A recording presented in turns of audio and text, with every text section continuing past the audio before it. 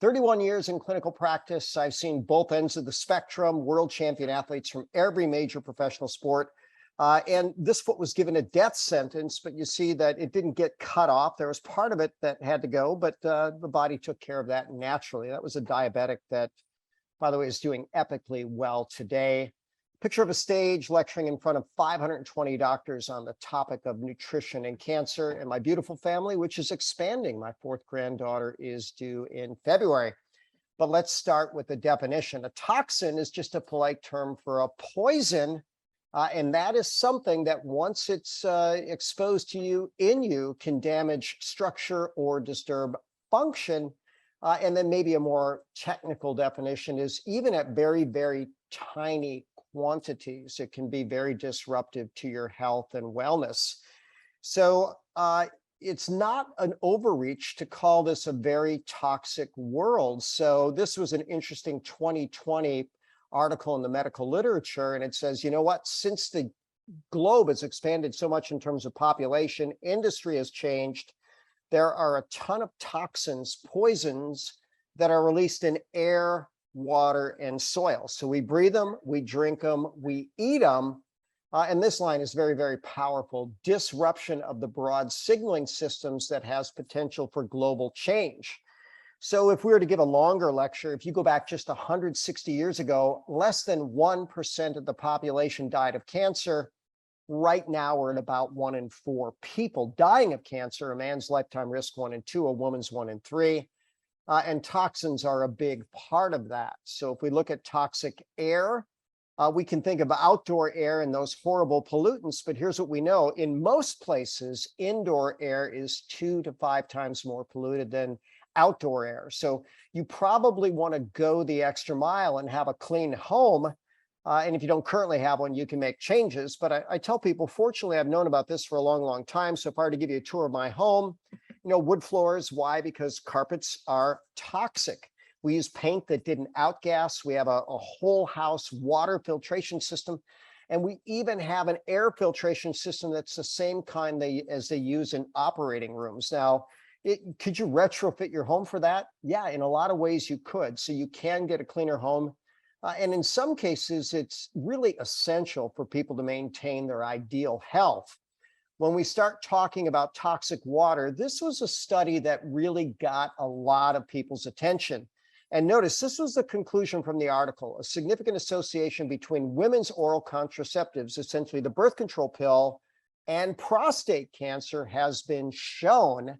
And basically, here's the deal. When these women are taking these very powerful estrogens, ethinyl estradiol in the birth control pill, 100 times stronger than human estrogen, they're going to pee out some of this estrogen. It's going to get into the groundwater, into the drinking water.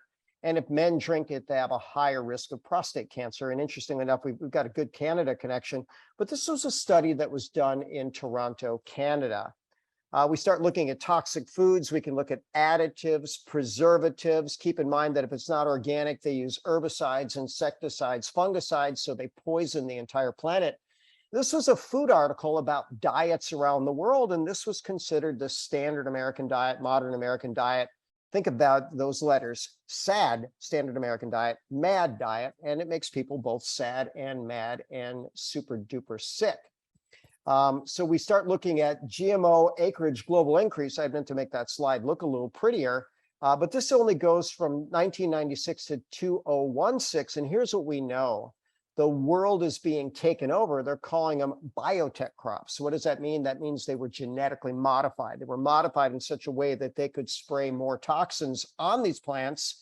In other words, further polluting the earth and the water and the food and the air and everything else, and humans and plants and animals. And this is really a scourge on humanity.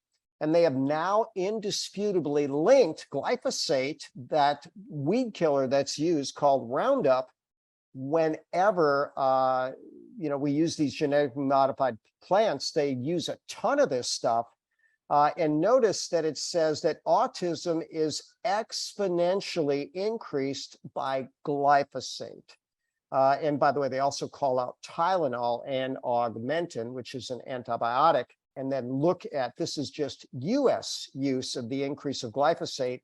And that graph cut off at 2014. That was the closest I could find. But here's the deal. If you are supporting non-organic food, you're supporting herbicides, insecticides, fungicides, often GMOs, which, by the way, they don't even want to put that on a label. You can put a non-GMO on a label, but the lobbyists have said, look, we don't want to warn the public if this is genetically modified garbage. So really, really bad deal.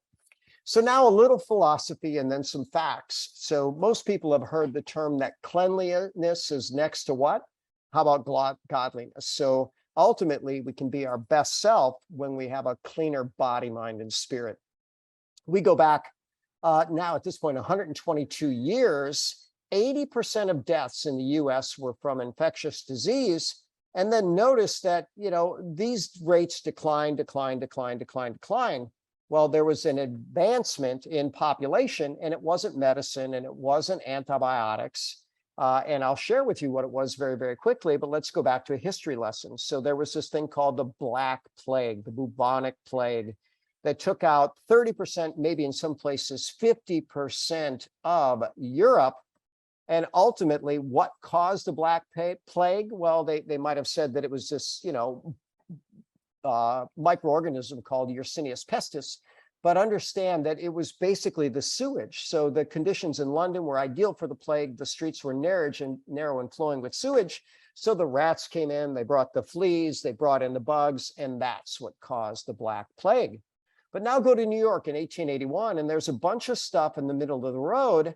And I'll give you a hint. It was all generated by the mode of transportation, which was horse and carriage. So 2.5 million pounds of horse manure per day. Now, depending on what your thoughts are on New York, if you read back 100 years ago, the literature, or 125 years ago, they projected the picture of New York. They said it would be buried under sewage. And some people might say, okay, that explains a few things. But very, very fortunately, Henry Ford came along, created that Model T mass production.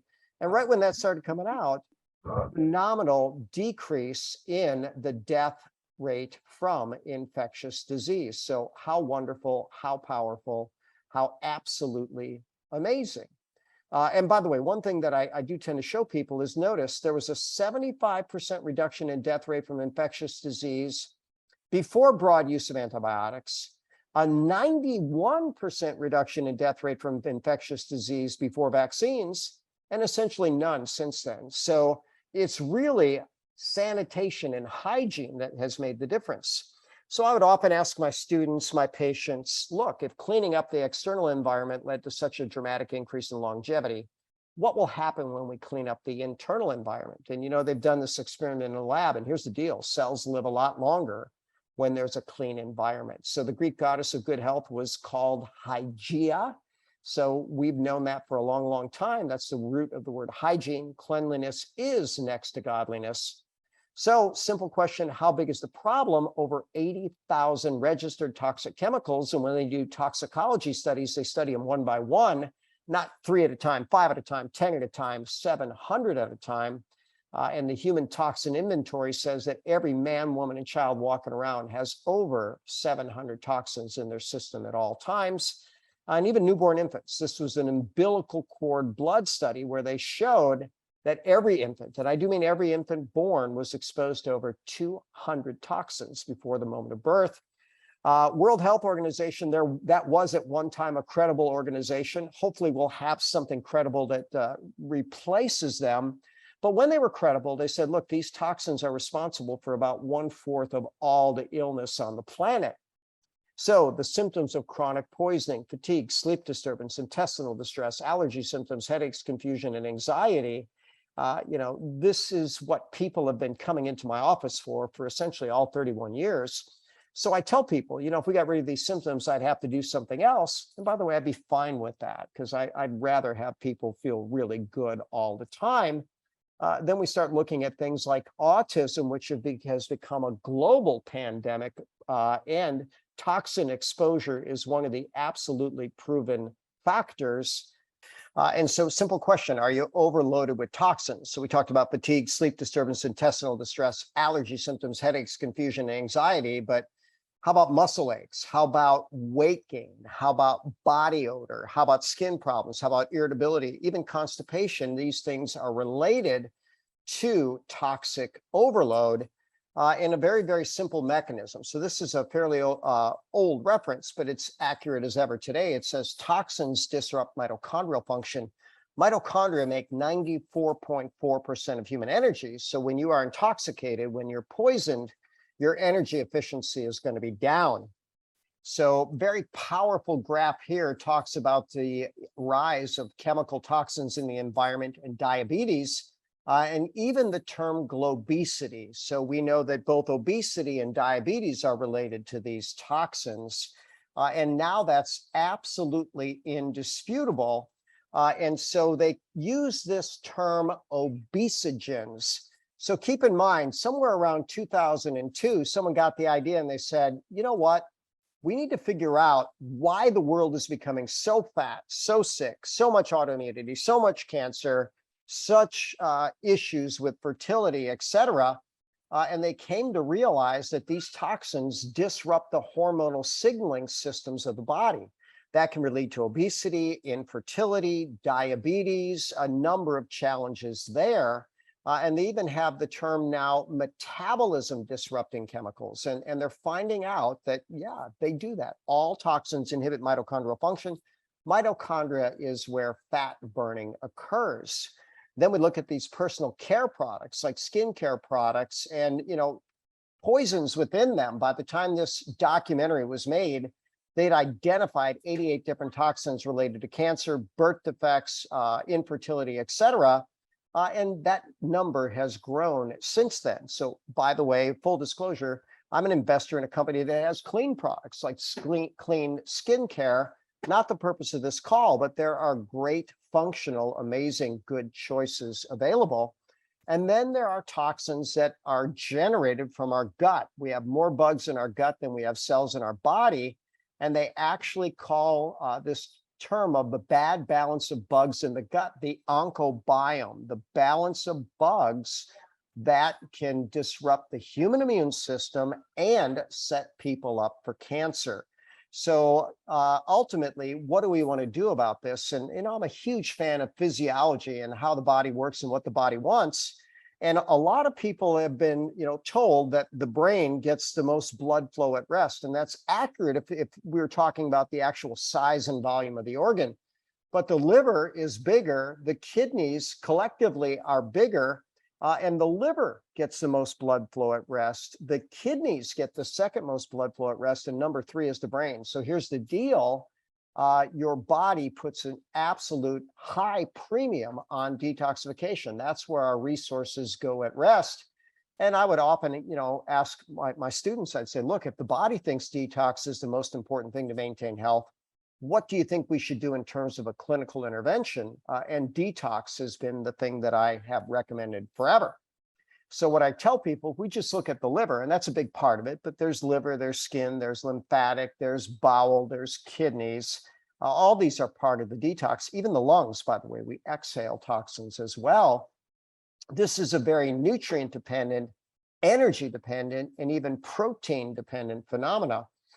These cytochrome P450 enzymes, there's over 75 of those that have been identified, but all enzymes are proteins.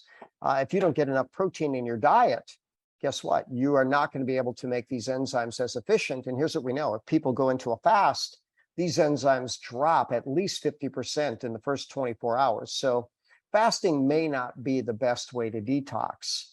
When people are really, really stuck in terms of their physiology, I use this as the metaphor. So just imagine that this vehicle is stuck in the mud and you give it a little push and they hit the gas. If I ask you what happens, you'd probably say, well, if it's a little push, they're probably going to spin the tires and dig a deeper rut. And I see plenty of people that come into me and they say, well, I tried detox, it didn't work for me. And I ask them what they did, and they might have done a juice fast for 2 days, or maybe they took a couple vitamins. That's not going to get it done. You need to do enough support to get it done. And one thing that I've told people for years, one of my teaching principles, bodies respond to frequency, duration, intensity, quality, and timing of stimuli. Most people want to get better, be better yesterday. So we use all of these. So I recommend 7 to 10 days twice a year of an intense detox. The beginning of the year is always great because after the Christmas holidays. And then, by the way, how about the beginning of the summer? Because, people tend to lose somewhere between 5 and 10 pounds on this. They take off fat, they take off bloat, they feel energized. And we do detox support nutrients. There's functional foods, medical foods for detox, and organic vegetables. And then sometimes people have detox reactions, so there's ways to dance around that. We might decrease the rate at which we're detoxing and increase our buffered protection against it. One of my favorite buffers and detoxification agents is the superfood reishi, also known as Ganoderma lucidum. And this may be the single most powerful detoxification plant that's ever been discovered. So I'll start with this story on the upper left. This was the case of the frozen addicts. This was a group of drug addicts in Southern California in the early 1980s. They injected themselves with a synthetic heroin called MPTP, and they all woke up the next morning with Parkinson's. Well, the doctors said to them, and the addicts were a little concerned about this, but they said, "Hey, we want some of this." And the doctor, they said to the doctors, why would you want this? Look what happened to us. And they said, you know what, maybe someday we'll find a cure for Parkinson's. So they've used MPTP to study Parkinson's in the animal model. And here's a fascinating thing. 2018, someone finally got the idea, well, let's see if we give this horrible toxin, MPTP and Ganoderma at the same time.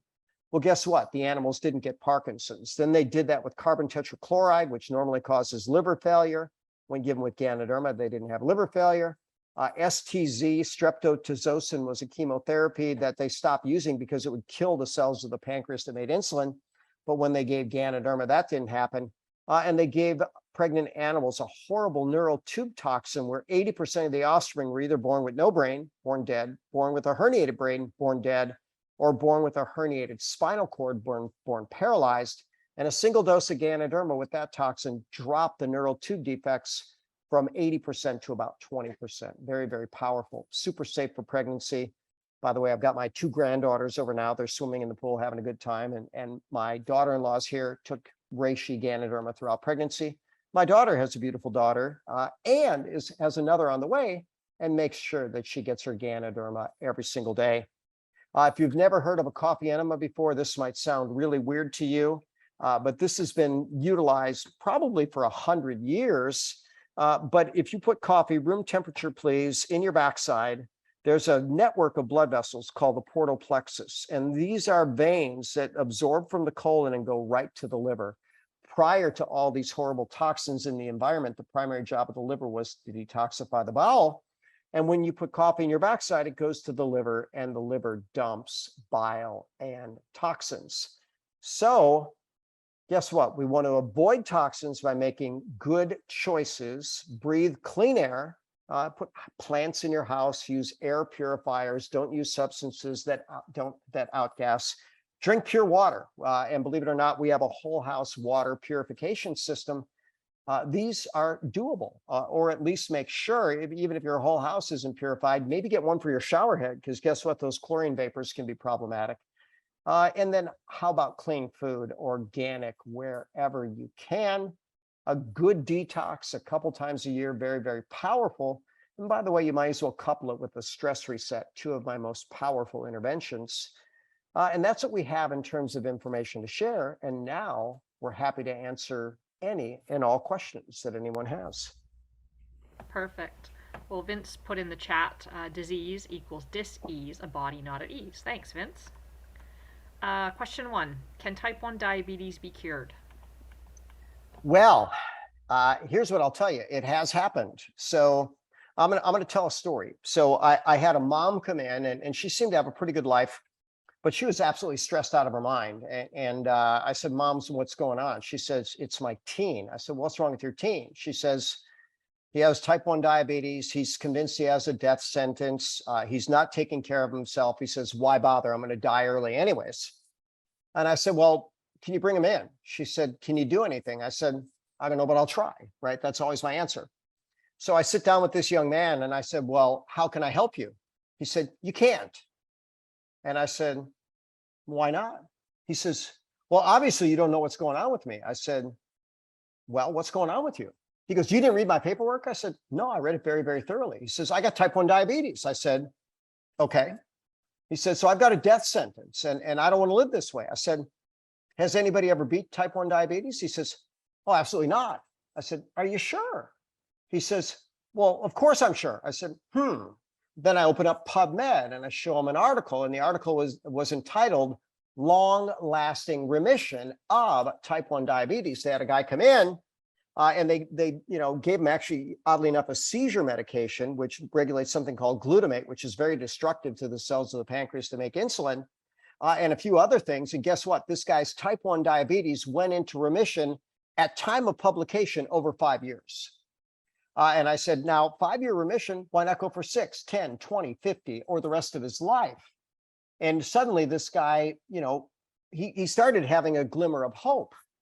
And I said, well, and this is maybe an overused metaphor, but it works. I said, have you ever heard of a guy named Roger Bannister? He said, no. I said, well, he was the first guy to break the 4-minute mile. He goes, so what? I said, well, they said it was physically impossible to do that. I said, but within a year, another 30 people did it. And now thousands of people have done it. So here's the deal. That was the first guy I know of that turned around type 1 diabetes. How about you be the next, or at least on the list? It got his attention. And suddenly, then I also shared with them, if I shared that foot, remember, I'll go back to the PowerPoint real quick, and I'll go back to the foot that was going to be amputated. This lady was basically led in the wrong path by the medical professionals. They said, well, about the best that you can get with type 1 diabetes is a hemoglobin A1C of 7.0. And, that's the best you can do. Well, that led to gangrene in this foot. This foot is only 45 years old. And they were going to cut it off. And here's what I tell people. And, if I could show you my feet, and maybe I could, I'm not flexible enough to put my foot up next to my head, but let's pretend this is my foot. First surgery takes it off mid-foot. Second surgery takes it off there. Third surgery takes it off below the knee. Fourth surgery starts on the second side. Fifth surgery, sixth surgery, then you go blind, then your kidneys fail, then you die. Who wants to live like that? And by the way, Maureen, poorly regulated blood sugar, but her medical doctors were happy with it here. Hemoglobin A1C of 7.0. I said, Maureen, let's get you down to 5.0. Well, guess what? Now she's in her 50s, got her childhood curly hair back, feels like $1 million, now $1 billion, $1 trillion. And guess what? No more complications from diabetes. So simple summary here. No doctor has the right to pull the plug on anybody. And if they pull your plug, even on your emotional support, fire them that moment and say, you know what? You're not the right person for me. It's just that simple, because you know what? If someone did it, you can do it. And why not now? Next question is to do with diabetes as well. I have a friend who's a diabetic. She's type 1 and understands that insulin is killing her organs. Her drugs are currently Humulin and Lantin. She recently went to the emergency room because it was up in the 400s. She drank the black coffee and took her insulin, and it was 62 the next morning, and had the shakes. She's purchased coffee and tea products because the capsules were on back order. What would you recommend to a person on type 2, two types of insulins that would like to get off of the products and switch to organo instead? Well, if they're not type 1, if they still have good pancreatic function, or maybe even if they are, so what a fantastic response to go from 400 to 62. So on my YouTube channel, Dr._Bob_Rakowski, I've got a series called Demolishing Diabetes, type 1, type 2, and type 3. And here's what we can tell you. You need to make all good food choices. And as I tell people, you've got to eat right, drink right, think right, move right, sleep right, poop right, talk right every day, but especially the food choices. And then, the typical type 2 diabetic in my office is non-diabetic in 60 days. Now, really extreme cases, I've had extreme cases that took a year. But if they stick with it, we can revitalize the body processes, we can enhance the pancreatic function, we can optimize the body's response to insulin, and in many cases, we can make this go away. And you know what? That's always our strategy. We quite simply, we want to make it go away, and we often do. So now the question is, I would do everything right. Go to my YouTube channel, just look at that. It's free information. You're going to find out what a ketogenic is. You're going to find out how good exercise is. You're going to find out that stress management is important. And if you do the right things, we often can make this go away. All right. Love your analogies. You know what? You have such a way of teaching that you just grab everybody by the heart, which is awesome. Love you. Um, Coffee enemas. How many annually are recommended or safe to do? Well, so this is an interesting story. So, by the way, when I started recommending them, after I read a book that was published in the 1980s called Wellness Against All Odds, it was a medical doctor out of Syracuse, New York, Sherry Rogers, beat severe autoimmune disease, transitioned from dysfunctional medicine to functional medicine. And she wrote about 30 cancer patients, all who beat cancer with nothing but natural remedies, and they all did daily coffee enemas. Now, understand that cancer is a very toxic circumstance. And so, these people were doing 1 to 3 a day while they were going through chemotherapy. So keep in mind, I was teaching a detox lecture in the early 2000s in New York, and someone in my audience said, well, you can die from coffee enemas. And I said, well, I didn't know that. And they said, well, we had a case here where this individual did 19 coffee enemas in a day, dehydrated and died. And so I jokingly, every seminar from there on would say, look, here's your max. Don't go over 18 coffee enemas a day. I know you're going to want to do it, but nope, keep it at 18 or less, right? Well, I couldn't imagine this person had to be mentally ill. I mean, what's going through your head if you do 19 coffee enemas in a day? And maybe they were mentally ill, so I don't want to poke fun at that. But, I mean, you probably don't need a coffee enema if you have good bowel function, which is fiber, water, and neurologic tone. If people are eliminating properly, shouldn't be a problem. But guess what? I've done it just to do it. I've also done gallbladder flushes just to do it. I've led people through that. And I've had people with serious illness get better by adding these two things to their protocol. But if you're having good movement, maybe you do it, if you're on a detox, do it during your detox week, maybe once a quarter. I used to have in my office colon hydrotherapists. Now that's an interesting thing. A colonic, they would actually have a machine, a gravity-fed water machine, and they rinse the colon with like 15 gallons of water. There was an inlet line and outlet line, and everything would go right through the sewage system without, being too obnoxious to anybody in the room. And I'll tell you what, people in some cases actually thought it was life-saving. So it's, you want to keep that backside clean. And what I would tell people when we had colonics in the clinic, and here's a fascinating thing, over 20 years ago, they put the colonic therapists mostly out of business. They said they needed to have a medical doctor prescription to receive a colonic.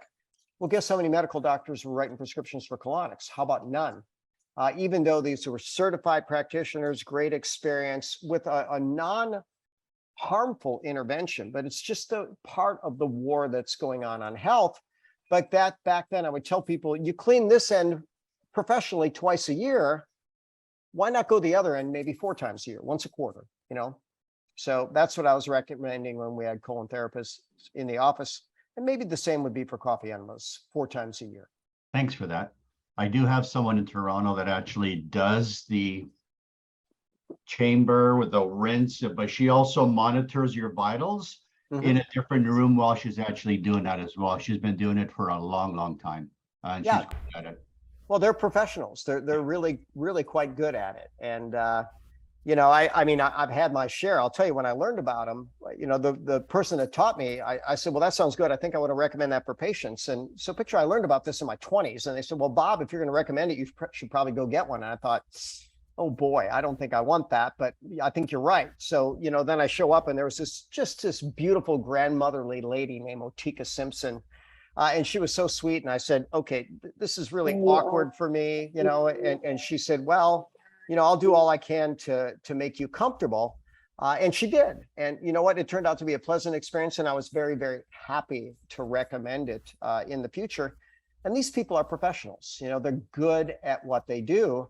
Now, fast forward, now I'm teaching and I've been around the world and I've got students everywhere. And I showed up in a clinic in Iowa to visit a doctor friend of mine. He says, well, Bob, while you're here, why don't we give you the works? We got a great massage therapist. They'll give you an adjustment. We'll get a colonic. Well, who's doing the colonics but one of my young female students, right? So you show up and you go, oh, hi. It's like, okay, you're a professional. And but it was still odd. But, she made me feel comfortable after a matter of minutes. So, okay, there we go. Awesome. Next question from Mary. My daughter has had headaches every day for about 10 years. She's detoxed multiple times, eats locally grown meats and wild game, diagnosed with celiac and eats some fruits and lots of veggies.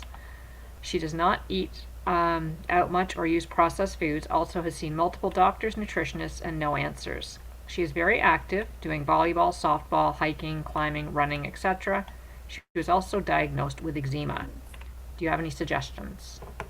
Well, we want to get that eczema under control. That's an autoimmune circumstance, something still not right with the gut and the diet and the microbiome. But, keep seeking and you will find. I'd like to know where she is. And, we have a near perfect 31-year history of helping people with headaches. So I'm pretty confident that there's a solution. One of my rules is when in doubt, acupuncture, but we do some, good sometimes structural work with, the upper cervical spine, the skull even itself, cranial manipulation. But I had a wonderful woman, I've got a video on her somewhere, but interestingly enough, when we were doing our lab tests on her for bioterrain, it turns out that she was profoundly depleted in something called nitric oxide. Nitric oxide, Nobel Prize winning research, a molecule of nitric oxide can dilate blood vessels as much as 62%. Well, this woman had chronic sinusitis. We did cranial manipulation to get her skull to brain. And she says, you know what, I could actually breathe through my nose for the first time in my entire adult life. But she said, interestingly enough, my headaches went away. Well, fast forward, I think it was a 2020 PubMed study. It turns out that the nasal sinuses, maybe it's the maxillary sinuses, are the body's highest reserve of nitric oxide. So we gave her nutrition, cranial manipulation, corrected the sinus allergy issue, and then suddenly the headaches went away. And she described having not every single headache, not a headache every single day, but 5 times a week for 35 years. So, and we got that to go away. And I've got a fun video of that. I should probably put that on my YouTube channel. But if you seek, you'll find. Keep working with the right practitioners. In clinical practice, my rule is when in doubt, detox. Sounds like she's done that. You might want to do a stress reset. And my go-to intervention when nothing seems to work is acupuncture. And I'll tell you what, there's probably someone right now doing brain surgery somewhere in the world with nothing but acupuncture for anesthesia. I'll tell you what, it can be pretty amazing at moving energy. So those are a few suggestions. She put in where she is in the chat. I'm not up on my short forms. WY, Wyoming. Should be Wyoming. Yep. Oh, good. I've got a really good practitioner in one of the Dakotas. I think Sioux Falls is South Dakota. That's, Wyoming's not very populated. So there's the challenge there. There might be more people in my backyard than the state of Wyoming. I'm only slightly, saying that, but, I think there's like 2 million people in Wyoming. So a good practitioner, maybe Sioux Falls is a good place to go to. Dr. Tyler Parham, Parham. And who knows, maybe he knows someone closer to you, but we get the right people on this case. Hopefully we can get some really good relief. That's it for questions in the chat. Does anyone else have a question for me tonight? I have a question for Dr. Bob. One of my friends had bariatric surgery, and she has really low hemoglobin right now and bad veins. So she was supposed to get an iron infusion and couldn't get it. And so do you address that in the bariatric videos that you did with? Yeah, to a degree. Is it Camilla? Yeah. So people that don't know Camilla, if you didn't know Camilla's history, you would be shocked. But at one point, she was over 500 pounds, and she's just an absolutely beautiful, vibrant, bubbly, amazing person. And who knows, maybe 120 pounds now. She probably had some things going on in her life that got her to that point, but she had bariatric surgery. And I don't know how many dozen plus since then, because when they take the stomach from the size of a football and cut it down to a little bigger than a tennis ball, they actually create malabsorption, malnutrition. And the most common gastric bypass is called Roux-en-Y gastric bypass. And even by medical standards, 5 years after, 87% of the patients suffer malnutrition. And iron's a problem because iron requires hydrochloric acid to absorb. You butchered most of the stomach. And here's what we know. Plant-based iron is not very good to create hemoglobin. So you actually want to use a right type of iron. Now, we've got a good form, non-constipating form called ferrous gluconate. Take it with a little bit of food, maybe some type of digestive support, maybe even hydrochloric acid. That's one thing that can be addressed. But there's so much healing that has to go on from that. And I mentioned earlier, I do this ask the doctor twice a day. I did a noontime call with Europe and Asia and Africa. And, you know, a number of years ago, there was an article entitled Death by Medicine. And when they looked at the data, they said, you know, medicine's the #3 cause of death in North America. Literally, cancer or heart disease #1, cancer #2, medicine, adverse drug reactions, botched surgeries #3. And then you start look at what's going on. There's plenty of people saying, hey, the new update is they're #1. They're you know, they are now the top killer on the planet. And so it's really a prime season for functional medicine, where people really need to look at what's going on and through a critical eye and say, okay, you want to do what to me and why? And do I have other options? And almost always there's another option. Now, that's not to say there haven't been great advances in surgery. I'm not going to say bariatric surgery. Oh my God, you know, that's just butchering a human being. And there might be cases where, you know, I've seen pictures of 1,200-pound men, maybe, but, you know, they're doing procedures like this on people where there's probably a more humane way to get it done. And so surgery can be awesome. Certain use of medication can be awesome, but inappropriate use of any of that is harsh and damaging. And I'd like everybody to be diligent. Everybody on this call likely is. And, you know, the world needs us. Let's keep sharing the good message. Excellent. Anybody else? Any particular recommendation for her? Paris-gluconate, you know, so she can get it from my office. I use a product called Hemogenics from the professional company Metagenics. I'd be happy to help her with that. All right. Any other questions this evening, or are we wrapping up for tonight? No question. Just a commentary. I think. Let Dr. Bob. First of all, about 15 years ago, I went to an excellent MD/naturopath here in Alberta, and even my brother had friends when we were growing up. My brother's 9 years older, so this is decades ago. There was a doctor in the medical profession here that tried being a naturopath, and modern medicine ran him out like a witch hunt. So now, like Dr. Hoffman here in Calgary and stuff, I spent a lot of money there over the year, learned a lot. Metagenics, when you said that name, excellent company, learned that. Even in my own home here, we have you mentioned about I changed a 5-micron filter here for city treated water. I have a YouTube video. I think if you look up Pfeiffer with an F-I-F-E-R plus Kinetico, you'll see in my 5-micron filter, you wouldn't touch it with your bare hands with city treated water. After 4 months, and then it goes through a dechlorine. I'm gonna get this right. It goes to tap water here. City water goes through the 5-micron filter, a dechlorinator, a softener, water softener, a UV light, and then an RO membrane. And it has some Kinetico cartridges before then for because RO is so pure it can strip minerals out of you. I have a mineral cartridge after that to put the right minerals back in. And as far as the furnace goes, I've always, and I put them into clients' homes when I was contracting, UV lights, hospital grade 36-watt UV lights to nuke. It'll even take out COVID. So so me and my rescue girls here have clean air, clean water. But what you have to go through, man, I'm telling you, it's not. I mean, I had a friend out east in Eastern Canada comment once. He says he made some kind of reference. Well, we have better water than, like, I don't know if you compared us to Somalia. And I said, so. Great, for the taxes we pay here, we're not drinking mud water. That's awesome, you know. But so there are plans to take. And as far as medication goes, Doc, even my back medications have topped $1 million. For 7 years, I was on a very toxic drug. I don't want to knock it. Somebody's gonna be working for the company here, but I'd go to the hospital for a dose because of my weight. I'm working out my whole life, so I'm heavy boned, I guess, but. I was on a heavy dose of Remicade for about 7 or 8 years and an infusion. And I was on a buzz for those 7 or 8 years. I did not like it. The doctor now removed me off methotrexate. Didn't like that.